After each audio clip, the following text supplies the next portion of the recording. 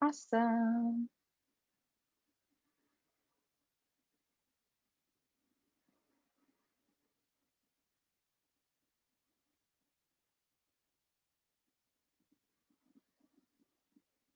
Hello to those who are here already. I appreciate your promptness.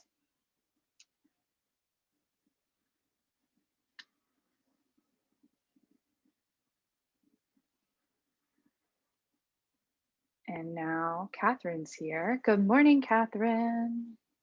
Hello. It's very morning where you are, isn't it? Yes, it's 7 a.m. That is very early. The sun is coming up. Well, it's up, but it's very hazy Just from the let it fires. Yeah. The mornings have not been very bright because of smoke in the air. All right. Well, it is 9 o'clock, so I know people are rolling in, but we'll go ahead and get started. I'll start off just by thanking everybody for coming. We have a lot of people signed up for this training, whether you're attending live or whether you're watching the recording. It's such an important thing to be talking about, treating burnout in our field. And I was thinking of burnout this morning and thinking about just kind of coming into this space and talking about this. We're really not that unique as mental health professionals to be struggling with burnout, right? Like burnout is something that everybody goes through. In early days of having my son, I remember not working at all and being so burnt out just from being a mom. And so this really is something that's so important to pay attention to, because I think particularly in our field, it becomes very easy to get burnt out and just kind of start to accept that this is the way that it has to be. And on one hand, we do need that acceptance. We do need to acknowledge that burnout is going to be there, but not to accept it in a way that we just kind of like roll with it and don't do anything to treat it. I would also just add, I feel like oftentimes when we're burned out, the urge is to figure out some place to sort of put blame. So we either blame ourselves, like we should be doing better at taking care of ourselves or managing burnout, or worst case scenario, I don't know, maybe I'm not sure if it's totally worse, but very problematic is to blame, the work or specifically our clients. And Yes. neither is super helpful. As Shaelene has said, it's an incredibly normal experience, and truly, like, it is not our fault. It's just sort of the nature of having a lot of difficult work to do, and that it's sort of like just keeps going.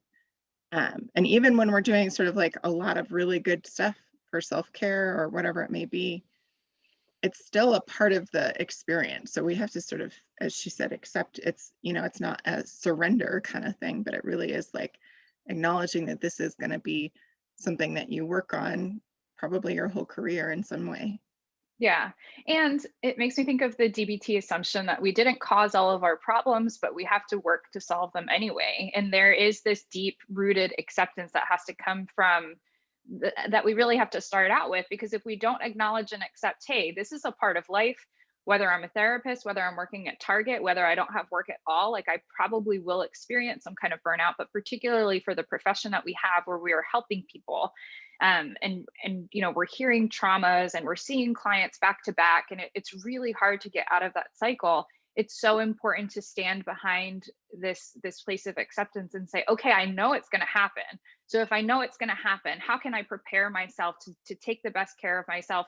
Not only so I can do my work more effectively, because being burnt out as a clinician generally means that your work isn't going to be as quality as it is when you're not a burnt out clinician, but also just personally, so you can have a quality of life that is one that you really want to live and participate in, because feeling burnt out just doesn't feel good, right? So if we can get behind the idea that it's going to happen, and so if I know it's going to happen, what are the things that I'm going to do to prepare myself and to catch myself and to get myself off that merry-go-round? We're going to be set up a lot more effectively than if we just kind of pretend that, oh, it's not happening, or, oh, it's happening, but it's going to happen because this is just how life goes. Agreed. So I think where we want to start today is acknowledging, this webinar we talked about, or promote it, promoted it as like, what does DBT have to offer as a perspective on burnout? And I think one of the things that DBT brings to the table is a behavioral perspective, like really Yes. understanding behavior in context and understanding it through seeing the causes and the consequences of any particular behavior. So what I am going to ask is, if you are able to, if you have maybe a piece of paper by you that you could jot some things down, or if you're willing and okay with, we are recording this webinar, so anything you type in the chat would be recorded along with that. But if you're willing to type into the chat, I want us to first start with just observing actually what it is. So when you notice yourself feeling burnt out, or you have that thought like, I'm really burnt out, I'm really fried, whatever it may be, however you phrase it in your mind, what do you actually mean? Like, what are the signs and symptoms? What are the experiences? What thoughts go through your head? What does What it feel like in your sensations come body? up? Yeah. So you can type it in if you're willing.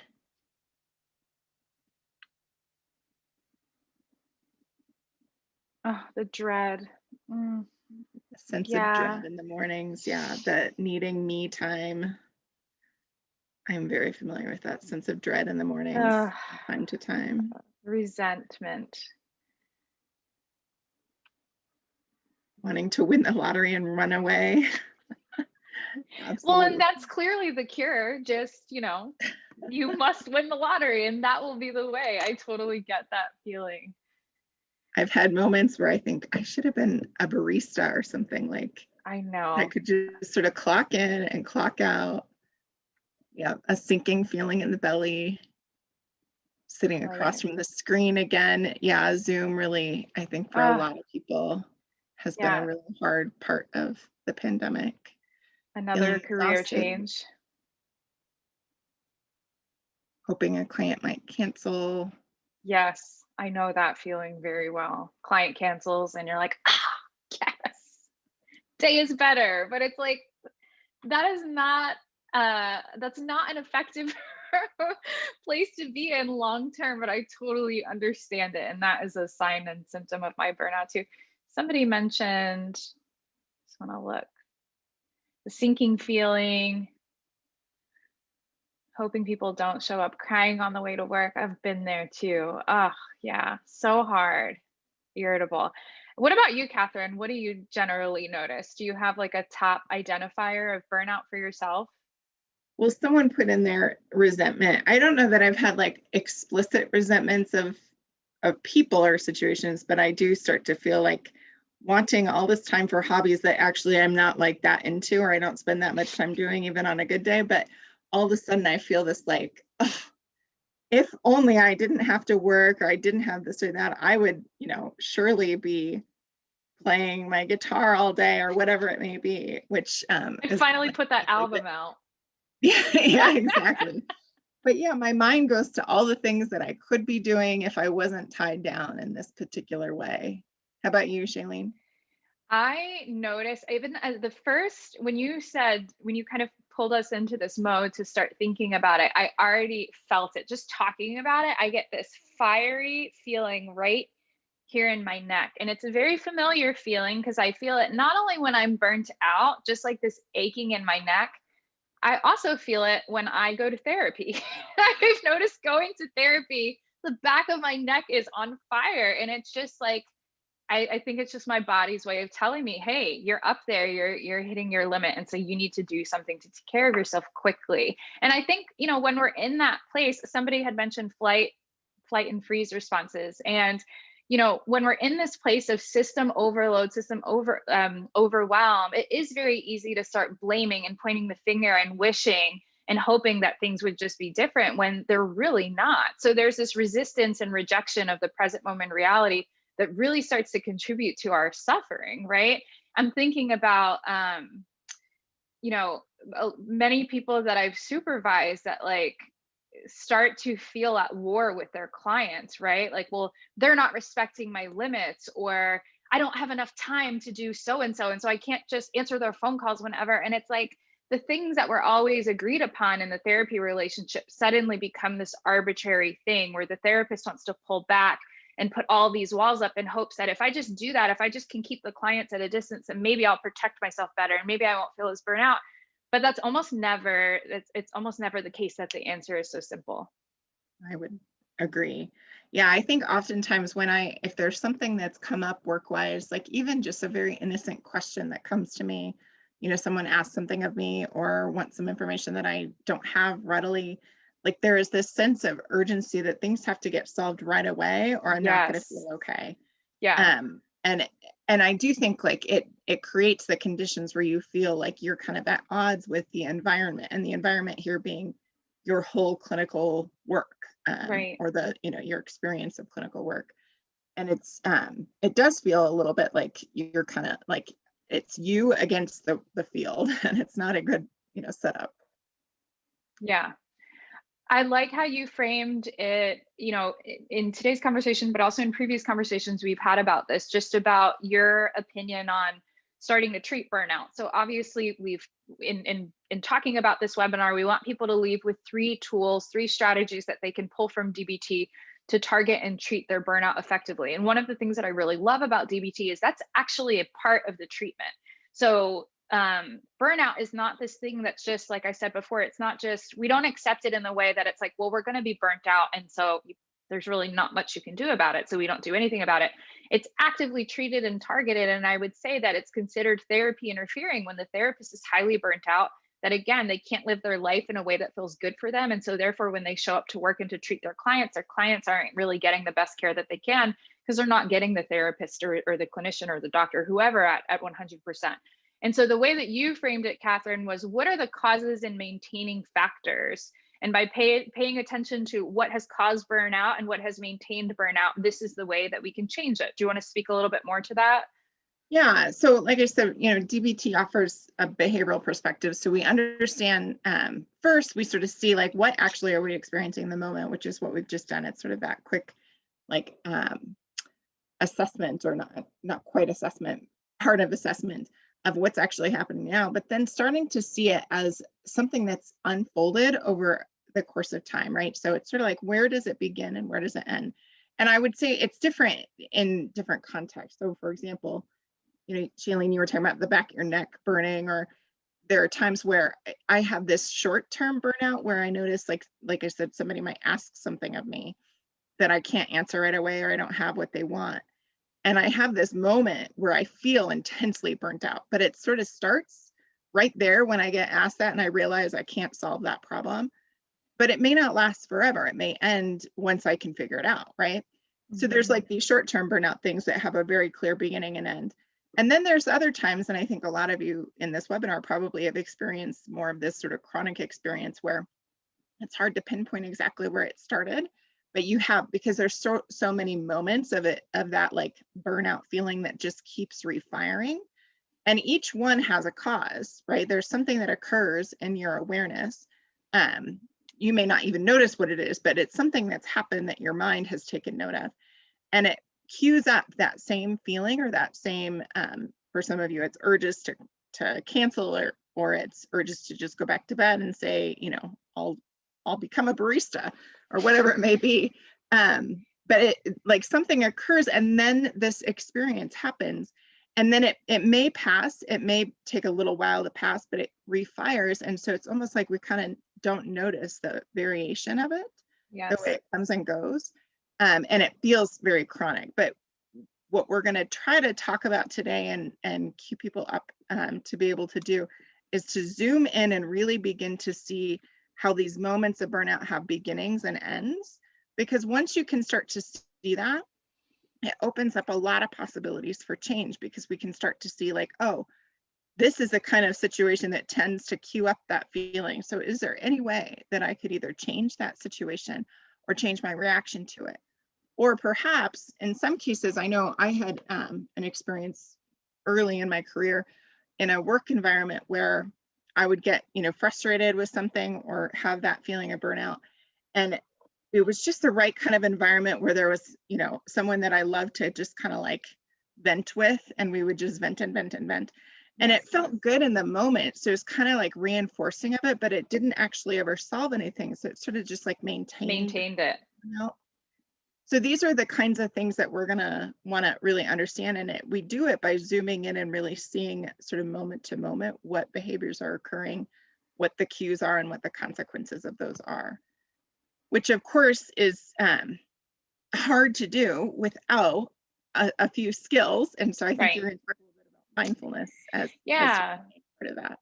Right. So as Kathryn's saying, we can't treat something that we don't know what's, when we don't know that it's happening. And even though you may feel the fiery neck and you may just kind of find yourself stuck in this perpetual um, space of feeling burnout. And I'm sure everyone's had those times where it just felt like you were burnt out for months or weeks or maybe even years, and you just really couldn't find much relief from it if you were working or doing the thing that was causing the burnout. But the problem with just kind of lumping it into that place is you actually lose a lot of really important data that's going to support you in effectively targeting and moving out of that space. So the first tool that we're talking about today is mindfulness of the therapist. And the reason that that's so important is because you need to be able to effectively observe and describe what it is. What does burnout mean in this exact moment? Not what does burnout look like for me historically, because while all of that's relevant and it's helpful for me to know for the future, that might not actually be what's happening right now, right? And so the ability to say, here is what burnout looks like for me in this moment, these are the behaviors, and this is what is showing up for me right now, then you know exactly what you're trying to fix and what you're trying to target. Whereas if I say, oh, I'm really burnt out, and I've seen this recently, many of you are here because you might have seen a Facebook post from me asking, what do you do about burnout? How do you know when you're burnt out? And I got so many answers that said things like change careers or go on vacation. And I think someone in here mentioned playing the lottery, right? And we just think it's that easy, right? Like burnout is there. And so therefore I must not work because it's associated with work. But as Kathryn's saying, if we can zoom in and say, what specifically is it about work? What exactly is happening? Then we have a much better chance at being way more precise in targeting it, right? So I think about hitting a bullseye. You can throw a dart at the board and it'll stick, maybe, and maybe it won't. And maybe you'll be excited if you hit the board. But the goal is always to hit the bullseye, right? Like you want to get as close to that as possible. And so being able to target burnout starts with being able to accurately assess it. And so we need mindfulness to be able to observe it and describe it, particularly to be able to distinguish burnout from a characteristic of yourself as a clinician, as a helping professional, right? Like I'm a therapist, my name is Shaelene, and so therefore I am burnt out. I didn't even really check in with myself today. I just know that I've been burnt out for weeks. And so therefore I'm waking up in this burnt out state. Or I go to work, like Kathryn was saying, and I start just venting with my colleagues because that's the kind of thing that we do. And those things that are maintaining my burnout just kind of keep going. It's kind of like I got on a train and I don't really know what stop I'm getting off at, but here I am riding along. And what we're trying to do is we're trying to see burnout as a temporary state instead of a characteristic or a trait of a therapist, right? And so we need mindfulness to do that. We need to be able to notice temporary moments of what burnout feels like versus these big sweeping generalizations. And that all comes from being able to behaviorally define it, right? Like what does it feel like? What is happening in this moment? What are the things that are contributing to it? And what are the things that keep me on the train? What are the things that are maintaining it? Do you want to talk, Kathryn, about the breakdowns that can happen with, you talked a little bit about observing limits and just in terms of skillfulness that skill deficits that can come up that might contribute to it as well. Yeah. I mean, I think oftentimes, so a couple, there's, as Shaelene was just saying, there's sort of two different things that I think about often when it comes to burnout, particularly. So one is observing limits. This is like where your life, there's some aspect of things that are happening around you, either how you are behaving or how others are behaving towards you, that feels like it's kind of encroaching on your like ideal life. And I just, I think for a moment, let's just all take a second and remember back to when you were first starting in the field, or maybe when you hadn't yet, and you were thinking like, what do I want to do? And what was it that drew you to this profession? Like here you are, you're in it, and maybe even feeling kind of burned out with it. but somewhere along the way, you really wanted to do this work, at least enough that you went to school and probably for a number of years, and you went through field placements or internships, and you got, your first job or whatever it may be, but something drew you to it. So I want you to take a second and just notice back to that state of like longing and desire, and imagine for a moment, or take a second to think back to what you did imagine back then was like so ideal about that life. If you imagined, I know for me, I used to imagine just like having this very peaceful career where like between clients, I could just like sit in my office and reflect on something really meaningful and beautiful. And then like my next client would Have come in some and I'd be just tea, full of love and stretch. compassion. What's that? Have some tea, stretch, Have tea. go for a walk. That's it. Somebody actually typed in the chat a minute ago about the difference between even just the tone of saying I'm burned out versus having compassion fatigue. And I think it's really interesting because what drew me in was this ideal where I would have this kind of presence that would just be loving and compassionate and peaceful for my clients. And I notice when it's not that way, because it's sort of like the reality of life and the pace and the kinds of things that kind of throw me off or cue up burnout.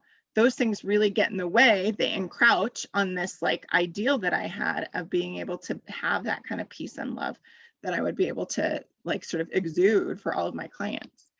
So I'm going to talk for a second about burning or observing limits. And I'm going to come back to this in a few minutes to talk more, but I am going to just show very quickly a picture. Oh, Shaelene, I don't know if I have permission to, it's not letting me share. Oh, that's weird. That's okay. I have them. And actually, before we go into that, let me show the diary card too. Well, hold on. I want to finish something here and then we'll go back Okay. into that, if that's okay. Mm-hmm. Are you giving me Come on up. permission or are you going to pull it up? I'm just going to pull it up. Yeah. Okay, perfect. Okay, so I'll talk more about this in a few minutes, but I just want to say, when we're talking about observing limits, Shaelene used this metaphor a second ago about a bullseye. And I think that's kind of it. Like what I'm talking about here, when you think back to your sort of imagined career and the state that would just be so ideal, like the reason you went to school and you studied what you studied and got into this profession is sort of like the green zone. Like this is the heart of it. This is how you want things to be. And everything that gets you sort of feeling like you want to quit, you want to cancel clients, you're like, I just don't feel the joy in this, or I don't feel the magic or whatever. It sort of like pulls you out from that center part. We'll talk more about specifically what all these are, but I just think it's a good image to like remember anything that's kind of like not, or that's encroaching on that sense of like being right in the bullseye. This is the kind of stuff we're talking about. It's the stuff that gets you off track. So you can stop that and we'll come back to it in a minute. Yeah. So this is one side. This is, I think, a common thing that pulls us into a state of burnout, is that we're not paying attention, don't notice, and aren't doing anything around our limits. The other thing that often happens is that we just feel overwhelmed at the work, like we don't quite know what we're doing, or we find that actually there's something that is, we think we've got it kind of fine with a lot of our clients, but then we have a client or a couple clients sometimes where it's like everything that we know to do and all of our training, it's like it's not working and we're feeling overwhelmed because things aren't getting better and our clients are suffering, and then we kind of carry that with us. And so when we're like struggling in that state of like, this is actually really hard work, and then we're not feeling very masterful at it, I think that's another aspect that contributes to burnout. So if you want to, we'll talk more about both of these, but Shaelene, if you want to.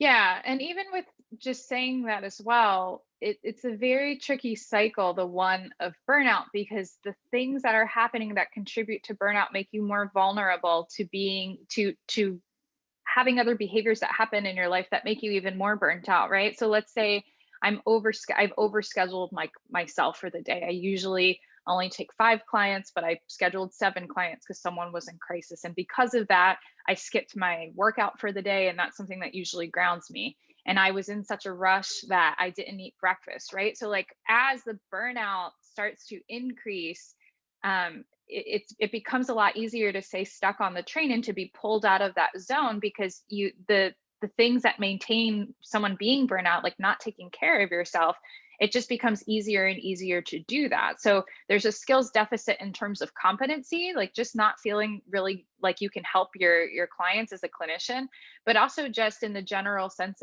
of doing the things that increase your resiliency to becoming burnt out. So one of the ways that we can really start to get a better look at what are the things that are causing and maintaining is to track it. So for anyone who's not familiar with DBT, we use diary cards to track moods and behavior and pretty much anything that's relevant for the therapeutic work that we're doing with the client, and we have them bring these into each session. Now, doing a diary card for yourself, this might be something that you use as a tool just to increase your mindfulness around these places, but maybe you bring it to supervision, maybe you bring it to team, just to get a better look at what is it that's going on. So some things that we've thought would be helpful in terms of tracking, but of course you could change these to be more relevant to you.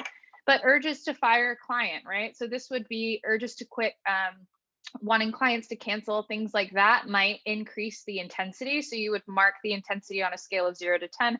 How high is it for the day? Judgmental thoughts, because being judgmental and being in the place of blaming and how things should be versus how they actually are, that's pulling us out of mindfulness. And so it's going to increase the chances that we're going to be in a place of burnout. Attending to competency. So attending to competency in this regard for therapists, we're really thinking about building mastery. There's a skill set in the emotion regulation section of DBT, and the skill set is all about decreasing vulnerability. So ABC, A stands for accumulating positives in short term and long term. The B is for building mastery.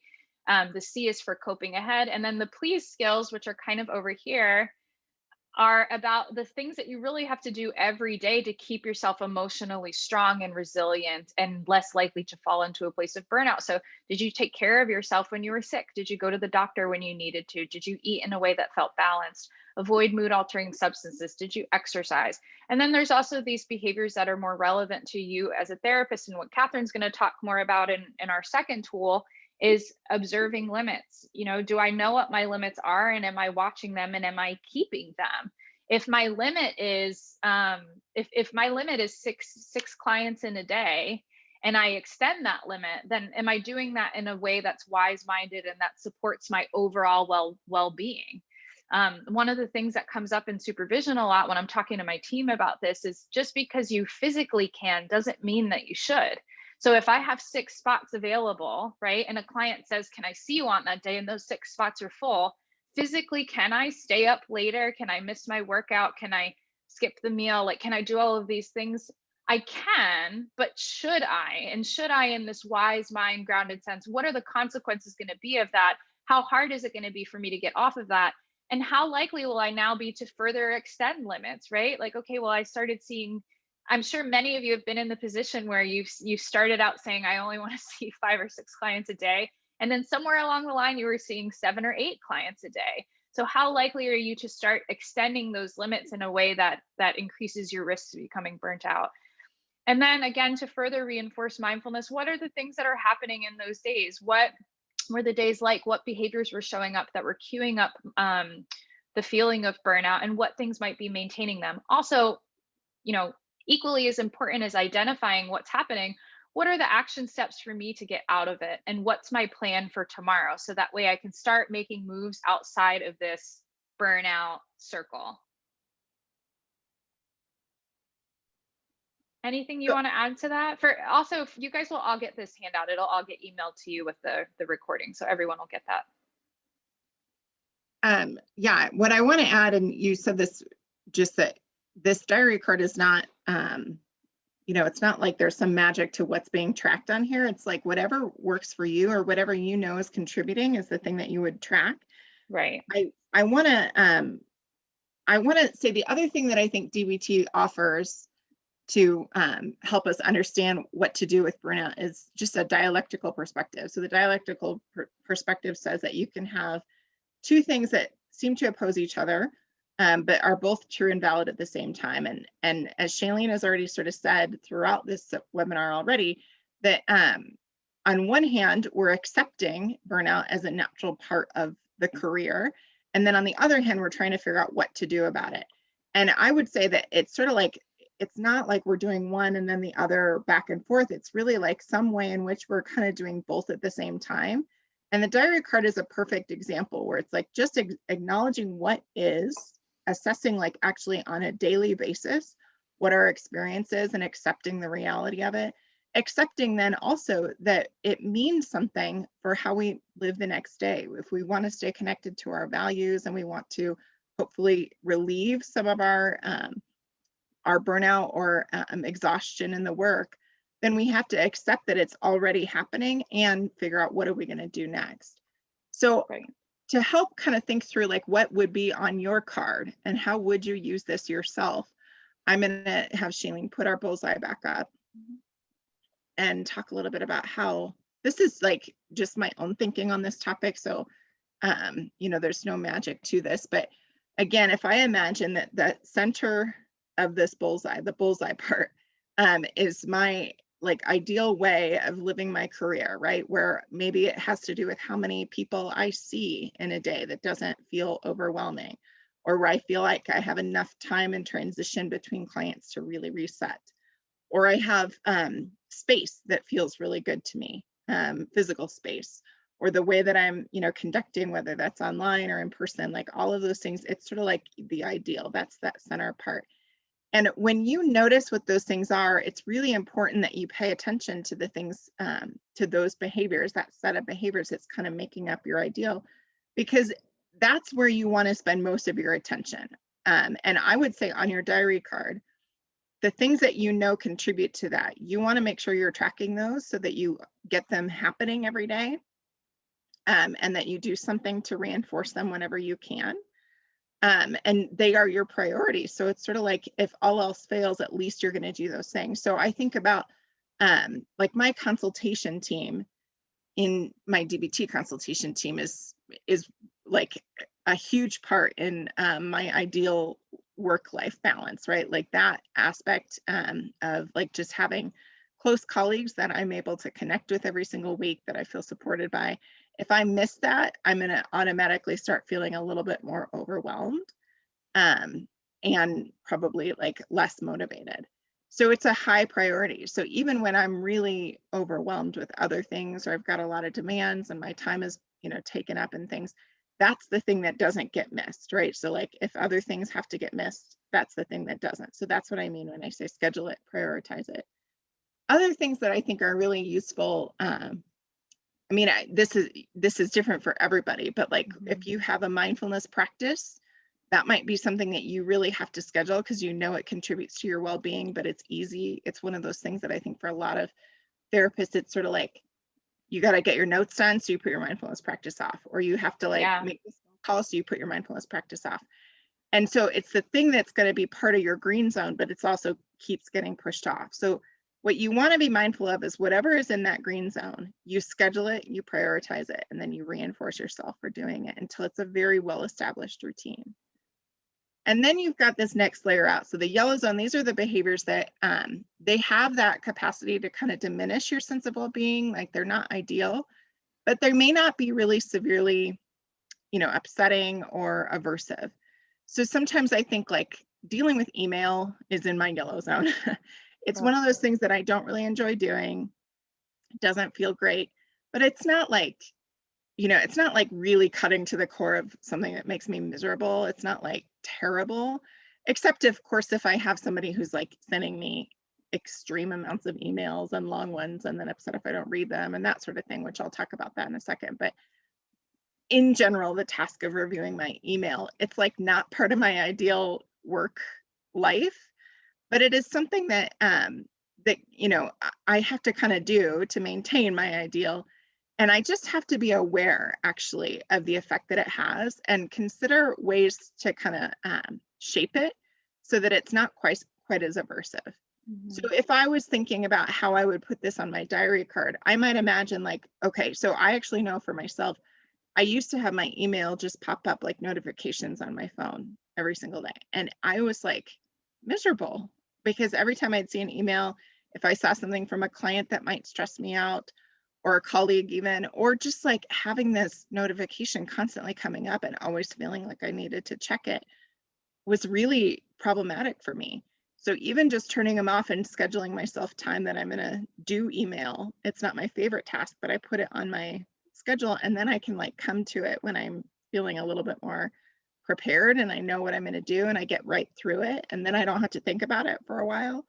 So that's what I mean when you're going to like really pay attention to those things, and like what is the tolerable way for this slightly aversive, slightly unpleasant task to be part of your daily routine, if it has to be. If it doesn't have to be, so there are going to be some things that like either colleagues or clients do, behaviors that they might do, like if you're dealing with clients who may have like interpersonal patterns that are really difficult to deal with, like they get angry with you easily, or they get really demanding or something like that. That might be in this yellow zone where it's like, it's not really tragic, but it's sort of like you could tolerate it for a little bit. It kind of stretches you a little, but it's not like extreme. Those ones you really pay attention, you observe, and you might want to consider some way of trying to stop those behaviors if possible.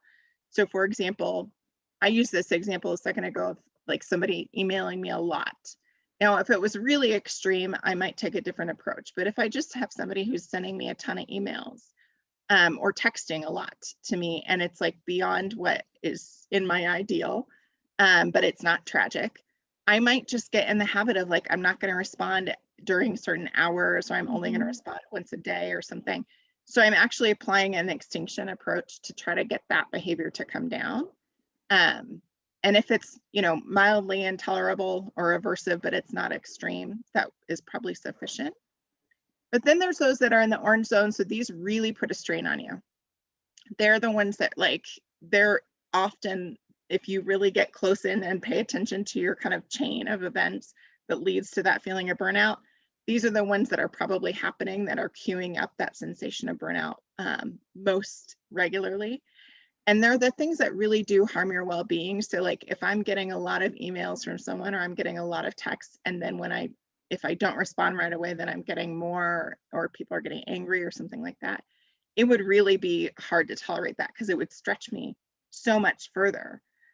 And so in that case, of course, I'm still observing it, but I'd probably have to say something directly. So instead of just like having in my own mind, I'm not going to respond until later, or I'll respond once a day.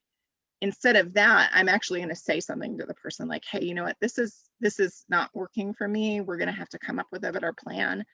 And I think it's got to be really balanced, because of course, like people reach out. I mean, in therapy, people reach out to their therapist because they need their therapist. Right. They're having a difficult time and it's a struggle. And so it's not that their need isn't real because I'm saying I can't meet it. And it's not that my need to not have that happening all the time isn't real or isn't important because they need me, right? So like, it's sort of like not one or the other. Both are true, but I'm going to have a real conversation about, hey, this number of emails or this many texts or something is not working for me. And I know you need me, and we've got to come up with a plan that will work for both of us. I And then love you that just, balance though. Like that's so important, because acknowledging that the client's needs are not wrong, and that they need what they need in that moment, and that's right, that there's nothing wrong with that. Because I think the action urge for a lot of people is to say like, all of a sudden this is too much, like this is too much right now. And it's a really hard thing, and it's very confusing for clients. I hear this all the time, clients who haven't been in DBT. So phone coaching wasn't this more structured way of reaching out for help, where therapists or even doctors, I've had doctors say to me, reach out if you need me. But they don't really want me to reach out. Like they don't really want me to call them directly. I know that because I can't reach them, and there are all of these lines of people in between. And I've had clients who will come to me who will say, I've heard that before. Yeah, you want me to reach out to you. When I really do, because phone coaching is a part of the treatment. But I have clients who have said things like, yeah, my therapist would say, reach out to me if you need me. But then I would reach out and they would say, this is something we would talk about in session. And then the client would feel like wrong or shamed for reaching out. But the therapist was never really clear on what it means to reach out if you need me. And so there's a skills deficit there, and there's a big generalization that clinicians can make when saying something like reach out for help, right? And so the mindfulness that's needed to identify what are my limits. If I'm going to say reach out for help, what are the conditions that are going to, one, help the client, but two, also make me feel more motivated to help the client and to continue to do this kind of work. When I think of observing limits, I think of conditions, like what does the weather need to be like for me to do this work? Just like if I were going to go out for a run. If I go out for a run, I could do it, right? Like I could go run if there's a storm outside, or if the pollen count's really high, or if it's really hot. But the quality of my run isn't going to be so great as if, as opposed to if I go out when it's not that hot and when the air quality is good and when it's not storming outside. And so these are the things that we want you guys to be thinking of as you start to zero in on burnout. What does the weather need to be like for you to be able to do therapy that is really helpful for your clients, but that also feels really good for you as you're doing it? Oh, you're muted, Kathryn. Sorry. I think with all of those behaviors, like where you are recognizing things that are causing a problem for your well-being, that are stretching you beyond your limits, that's where your task then is to kind of capture those things, observe them every single time they happen. This would be another one I'd put on my diary card. So if there's something I know is happening that's causing, it's like queuing up that feeling of burnout throughout the day, I'm going to be tracking it on my diary card and noticing like, oh, that thing happened. And even like just checking off when it does. And then I'm making to make a plan, right? So, and oftentimes this might be in like with your team or with other people, other colleagues that, want to support you. You could talk together about like actually what will work. So if it's trying to have less contact with clients between sessions, if it's trying to figure out how to get your schedule so you're not seeing as many people back to back, but you don't have to do it alone. Like reach out to a colleague and figure out what would actually make this possible. And then the key is like persistence, right? Like not sometimes saying yes, sometimes saying no. I mean, and this is where dialectics again comes into play. It's not like we can be perfectly consistent with all things all times. Like there's going to be a time at which, even though I'm really trying not to take calls from 6 to 8 at night every night, something happens and I just really need to take a call on that night. It's going to happen here and there. But you want to be really clear and consistent with your communication around actually how much that stretches you. So it's not so rigid as to say it can never happen and I won't tolerate it ever.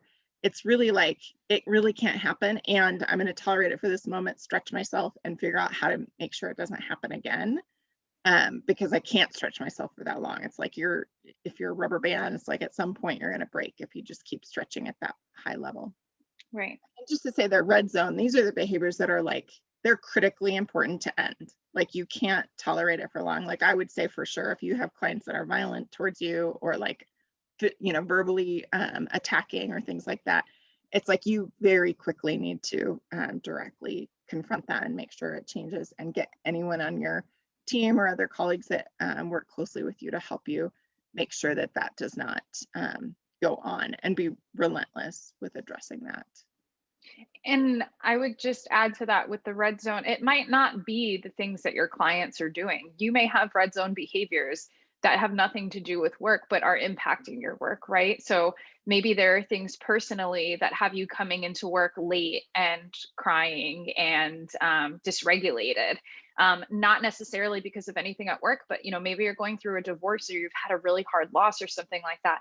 But there are also red zone behaviors that I would say are at the intervention level of your team saying, or your colleagues or your supervisor to say, hey, I don't think you're okay. And I really don't want you to keep feeling this way.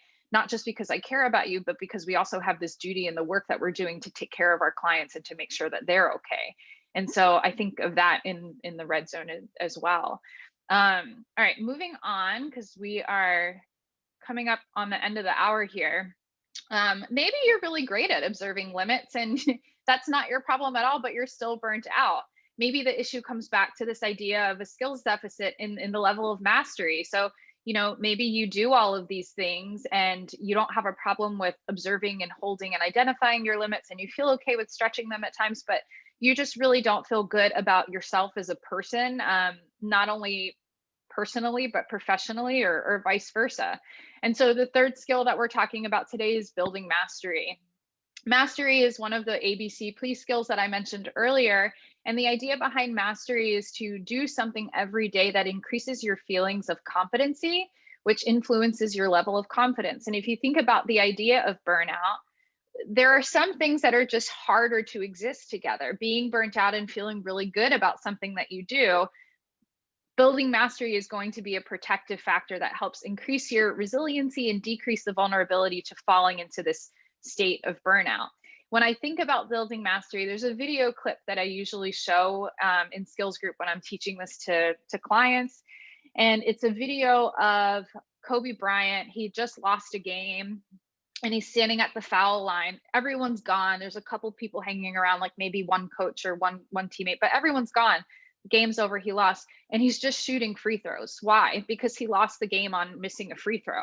And he doesn't really complain about it. He doesn't tell people what he's doing. He just stands there and shoots them and shoots them and shoots them and shoots them, because he's working to build mastery in this area. So we know that he's a great basketball player, but he struggled, at least in that game, with feeling confident in his free throws. And that was what he needed. Those were the conditions he would have needed to win the game, which was the ultimate goal, right?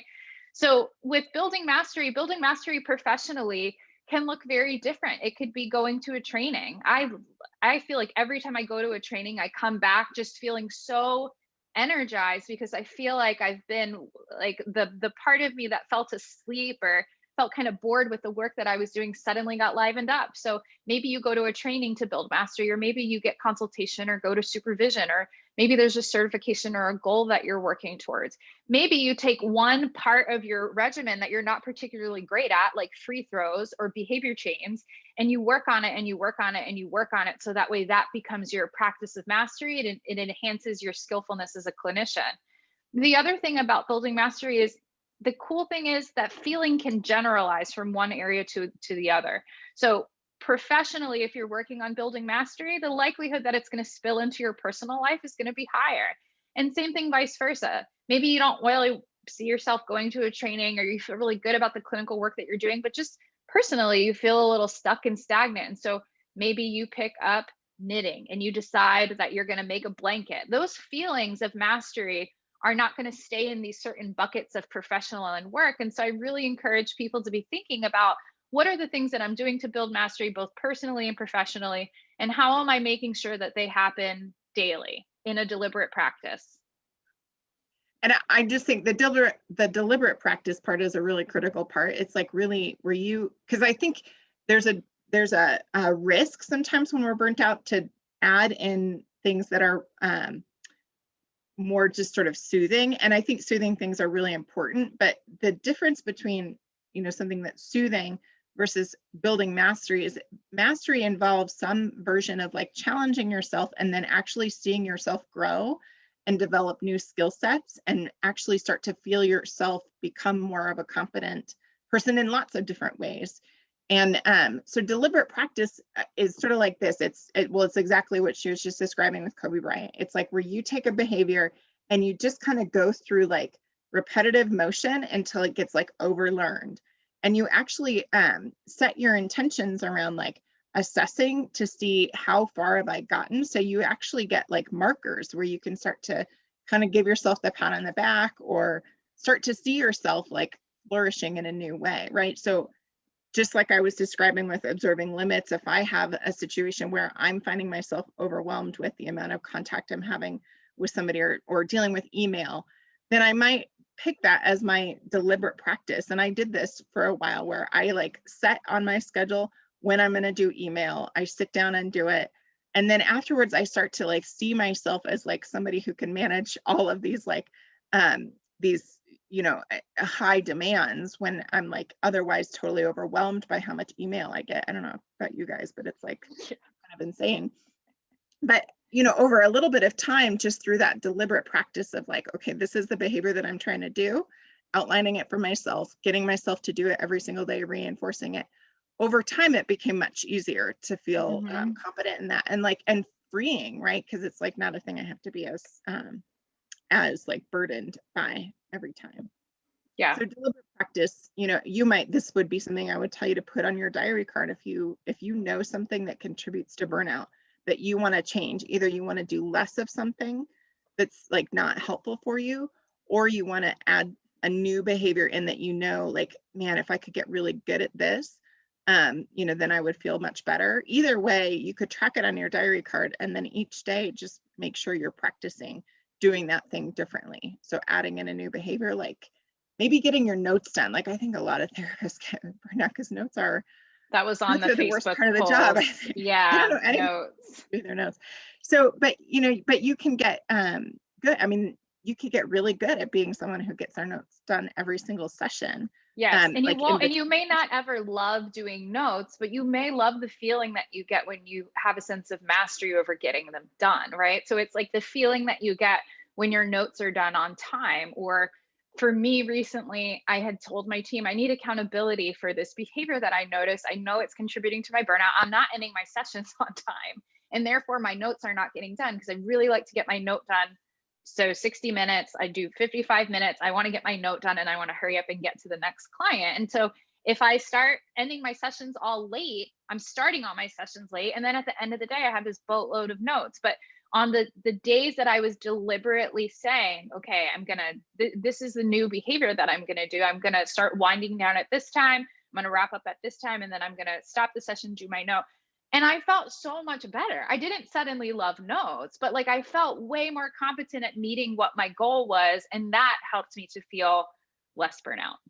So just to recap today, what we've talked about therapist mindfulness. We are going to give you guys the diary card so you can start tracking those behaviors. The second thing we talked about was observing limits, and we'll send the bullseye handout as well. I think that's a really helpful visual to have. And then third, we talked about building mastery and gaining a sense of competency and the importance of using that as a deliberate practice in your everyday life, whether you decide to be a barista or not. Like maybe you're going to want to make the lattes with the cute little shapes on them. And I imagine that that's going to take some repeated practice. So it's not like building mastery is just going to remain in your clinical brain. You're going to need that in your life as well. And that's why we teach it as a DBT skill to our clients. So with all of that being said, let's talk a little bit about our training that's coming up. For anyone who hasn't heard, Kathryn and I are putting on a full comprehensive training. It's called the DBT Starter Pack. You can find it on the DBT of South Jersey website under the training tab. And basically, we have put together the full, what do I want to call it? I want to call it like the kit and caboodle, like the whole thing, what you would need to be doing work as a DBT therapist. And I will say, even if you don't see yourself using all of the DBT, there is something in DBT for everybody in every modality. I remember in 2014 or so, I was going to yoga and really loving it and deciding like, should I go through yoga teacher training? Should I become a yoga teacher? And I didn't know if I really wanted to teach yoga for a while. But I did know that no matter what, I wanted to learn more about it and understand it and use it personally. And I really believe that DBT is one of those things where it's like, even if you don't see yourself doing all of the DBT, you will use what you learn in the training, right? Like, because the skills that we're talking about are applicable not only to all of your clients, but to everybody in your life, including yourself. And the really cool thing about having that language and being in the community of DBT therapists is you can talk to each other like that. So when Kathryn calls me and says, my burnout is a 6 out of 10, and these are the behaviors that are contributing, and here's the skills deficit and my level of mastery, like I know what she's talking about pretty quickly because that's the language that I'm using as well. So with all of that being said, our training details are all up online. We just got approved for CEs in New Jersey for social workers, which is ironic because I'm in New Jersey and that was like the only place we couldn't get CEs, but they're there now. The training it's going to be online, but it's going to be live. So right now you guys can't see each other's faces, but that won't be the case for the training. We want it to be very interactive. Kathryn and I will be teaching throughout, and you'll never be at your computer for more than 2 to 4 hours at a time. Like we get it. 2020 was hard. We're over Zoom. We're very tired.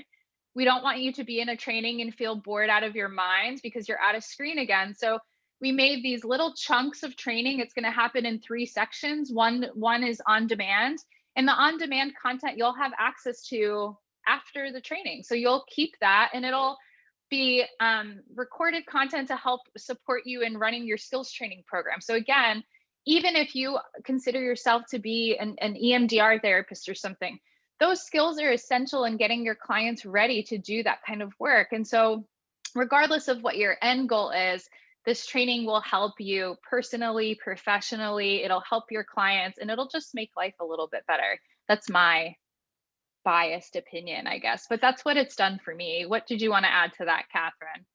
Yeah, I think it's going to be great. I feel like there's a ton from DBT that I think will, even as Shaelene said, if you're doing other modalities, I think this is just something that can really enrich your practice and give you, even if it's like nothing more than to help you be able to target your own burnout so that you can do other forms of practice. I think that would be worth it, but it'll be a lot of fun. And as Shaelene said, we're doing it in 2 different parts. So it's 4 days, just half days over 2 different weeks. I think it's like 2 months apart. So it won't be, all day, every day on Zoom or anything like that. But I think it'll be a lot of fun. We'll do some more experiential kinds of things too. So you'll get to actually feel a little bit of what it's like to do the work. And yeah. And Kathryn and I would say the other, another just reason to sign up for the training that we're doing versus other trainings is Kathryn and I have been doing DBT for a really long time. We've trained with some of the best people out there and continue to do so. And we're also still doing the work. So we're still seeing clients. Kathryn's in private practice and I'm in private practice, but I own a group practice. And so we really want the training to speak to the people who are in it, and we'll be getting feedback constantly throughout the training to make sure that your needs are getting met. We have discounts for teams of 5 or more. If you have questions about anything, we have payment plan options as well. Feel free to email us. Our contact information is online. And yeah, if you're not sure and you're still kind of toying around with the idea, this is the end of our open house series, but we do have one more training that we decided to throw in, another free training. It's going to be in August on DBT certification. I keep getting questions about what it means to be certified in DBT. What are all of the terms mean, like adherent and informed and comprehensive and fidelity to the model? And so we're going to basically tackle all of those questions in this training. It's free. And like I said, I will send the link to everyone so you guys can sign up. Hopefully we'll see you all there, and it'll be similar to this one. We are going to do a giveaway. We're going to end with our last giveaway here. Let me stop sharing. So for those of you who are here, one of the books that Kathryn and I really love a lot is a book by a wonderful DBT therapist, Cedar Coons. And she wrote a book on the skills of mindfulness, that the way that they're taught in DBT, but they're expanded on. What is the exact name of the book? Because I always say it wrong. It is Mindfulness for Emotion Regulation, or for overwhelming emotions, I think. Yeah, it has another word in there, mindfulness for overwhelming emotions, but it's a solid book to go over with your clients. And if you're someone who, again, is either doing DBT already or is kind of DBT curious and really appreciates the skills, this is an excellent companion to the mindfulness skills. And there's a lot of really great practices in there. So for those of you who are here, I'm going to pull up the chat. We're going to ask a question, and whoever answers the question correctly first is going to be the one who gets the book. In order to get the book, you have to email me, Shaelene@dbtofsouthjersey.com. Let me just spell my name, at dbtofsouthjersey.com. Yep, I can see your text, Michael. So the question is, what does the B in ABC Please stand for? In the ABC Please skill set, what does the B stand for? Behavior. Building mastery. Yes. Cassandra got it. Cassandra Frey. And they're starting to come in even more. Building mastery. Yeah, you guys are awesome. So Cassandra, you are the winner. So send me an email and send me your address, and I will send that book out to you. Yes, you'll have access to the recording after. Anyone who's here and wants to stay around for a few more minutes past, Kathryn and I have about 10 more minutes. If there are questions you have about burnout, about DBT, about our training coming up, we are here to answer them. So yes, congratulations, Cassandra. Don't forget to message me and I'll send that right out to you. Yeah. Any questions coming up from anyone on any of this? The training is only the training is, it's a 40-hour training, maybe plus a little bit of the on-demand stuff. There's going to be 32 hours live in 2 sections. So the first section will be in September, 12 to 4:15 with a 15-minute break. The second one will be in November, 12 to 4:15. So they're full days, but they're just split up. So depending on your license and your state, you'll get up to 40 CEs, which is what you'll need for your whole like renewal period. So if that's not reason enough, just one-stop shop, get all your CEs in one place. I saw a question I'll go ahead and answer about the question was about like, what about firm boundaries and then being mindful of codependency? And I want to say just quickly, you know, like I said, I mentioned a few minutes ago about dialectics, and, you know, dialectics is a philosophy that really like informs all of DBT, which is why it's in its name, dialectical behavior therapy. And dialectics says that you can have these two opposing ideas that are both true at the same time. And so we don't talk in DBT a ton about firm boundaries as like a line in the sand, like things, you know, where there's like really rigid, I always think of boundaries sort of like a fenced in area or something, as if like we can only exist within a certain space and can't cross it. But there are some aspects of that, like that's where I would say that red zone on the bullseye exists. It's like, those are the things that like, man, if they happen even one time, it is stretching me so much that I have to attend to it immediately, and I have to get it to end, or I won't be able to tolerate it, right? So like I said, those are the kinds of things like with clients where it's something that really puts one of you at risk, or, you know, in some sort of danger, or that's just like so aversive that it's like very quickly makes you want to quit your work. So that's where I would say it's still not as rigid as we often think about. Like, it's not like, you know, there are certainly some aspects of still like tolerating and just in the interest of being able to change it, tolerating just long enough that we could say, look, okay, this happened. I accept that it happened and it has to change. So it is very firm. It's very like persistent and relentless in getting it to change. But it's not necessarily rigid in the sense, or like very firm in that, like, if something like that happened, that I would immediately quit my job or immediately fire a client or something like that. So I'm not sure if that answers the question. Somebody put in the chat, it's like flexible boundaries, which I sort of think like, it is and it isn't. Like, it's still very, my limits are still really, really clear, right? Like, it's very clear to me what is stretching me. It's more like a mindset of like a commitment to change that's simultaneous with acceptance of reality in the moment. Like, this is actually happening. I'm not going to act as if it isn't caused, or that it shouldn't be happening, when actually like all the causes are in place for it to happen. So that's like my mindset. Like, of course it's happening. It's caused. I can't change it in this moment, but I'm staying really, really committed to changing it for the future. And like actually throwing all of my wisdom towards how to get that to happen really fluidly, so that change is not like an elusive thing that I just have to kind of like give up on. Yeah, somebody said, I'm in burnout right now, and what's the first step to take with this awareness to start to feel better? And I would say to build on the awareness and come up with your action plan. And so I would sit down, maybe if you have time right now, you know, as the training ends, I'd stop the training, I would set a timer for 5 minutes and just write down all of the behaviors that are. So the first question would be, what is burnout for me right now? What are the behaviors, like the neck pain, wanting to fire clients? The second question, and maybe you reset the timer for this part, would be, what things are contributing to this, right? So, and when you're writing these things out, trying to make them in a very factual, non-judgmental way, not like my clients suck.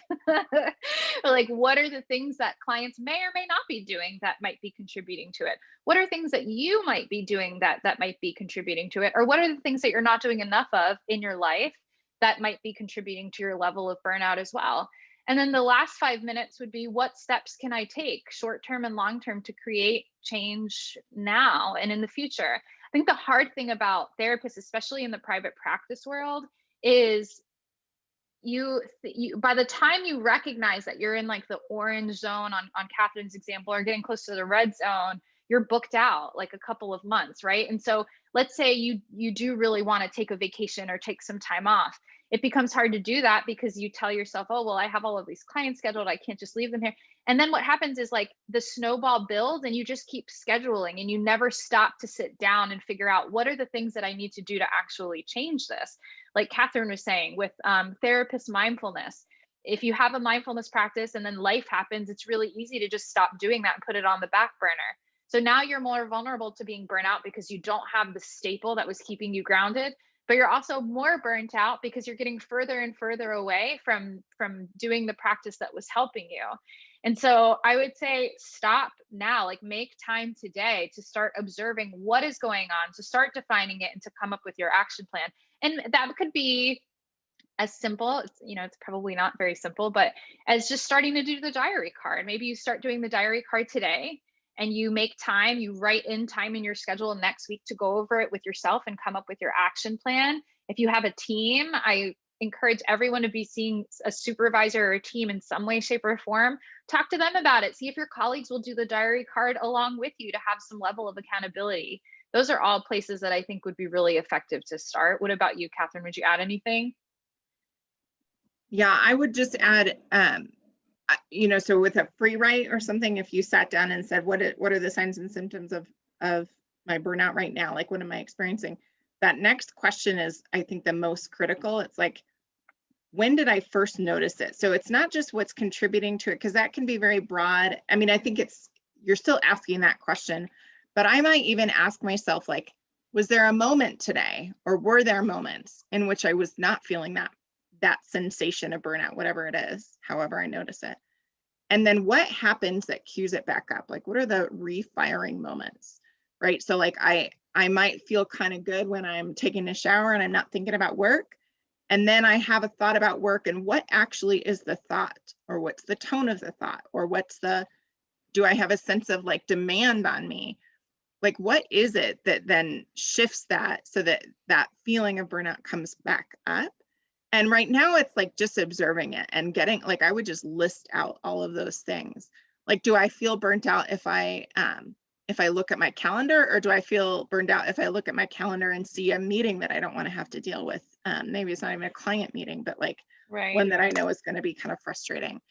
And so you get really specific, and then I would see if you could translate that into things that you could put on a diary card and pay attention to ways to change it. Like, even, you can't change all of it, right? So you may have meetings that you just really wish you didn't have to attend. But you might think, okay, so this meeting I know burns me out. Every time I have to go, I just feel that like sensation rising. And so maybe you make a plan for something really pleasant to do after the meeting, or even something pleasant to do during the meeting, some way to kind of like soothe yourself during it. But I think it just starts with those very specific, the specific sort of awareness and paying attention in the moment. So, okay. I'm going to put in the link to register for the next free webinar as well. I put the starter pack link in there.